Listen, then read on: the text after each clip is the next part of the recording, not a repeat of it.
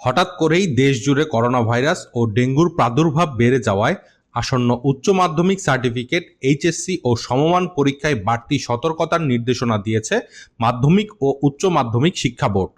সোমবার ঢাকা শিক্ষা বোর্ডের চেয়ারম্যান এবং বাংলাদেশ আন্তঃশিক্ষা বোর্ড সমন্বয় কমিটির সভাপতি প্রফেসর ডক্টর খন্দকার এহসানুল কবির স্বাক্ষরিত জরুরি স্মারকে এই নির্দেশনা দেওয়া হয়েছে। এতে বলা হয়, পরীক্ষা কেন্দ্রে প্রবেশের সময় পরীক্ষার্থী সহ সংশ্লিষ্ট সবাইকে মাস্ক পরা বাধ্যতামূলক। একই সঙ্গে কেন্দ্রের প্রবেশ পথে হ্যান্ড স্যানিটাইজারের ব্যবস্থা রাখতে হবে। ডেঙ্গুর বিস্তার রোধে কেন্দ্রের ভেতরে ও আশপাশের পরিবেশ পরিষ্কার পরিচ্ছন্ন রাখতে হবে এবং পরীক্ষা শুরুর আগে মশা নিধনের ওষুধ স্প্রে করতে হবে। এক্ষেত্রে স্থানীয় প্রশাসনের সহযোগিতা নিতে হবে। নির্দেশনায় আরও বলা হয়, পরীক্ষা কেন্দ্রের আসন বিন্যাস যথাযথভাবে বোর্ডের নির্দেশনা অনুযায়ী করতে হবে।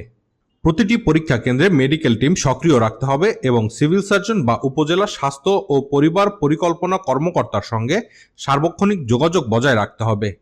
একই সঙ্গে জনসচেতনতা বাড়াতে স্থানীয় প্রশাসনের সঙ্গে সমন্বয় করে স্বাস্থ্যবিধি মানা নিশ্চিত করতে হবে এবং পরীক্ষা কেন্দ্রের সামনে অভিভাবকদের ভিড় বা জটলা এড়াতে প্রচারণা চালাতে হবে।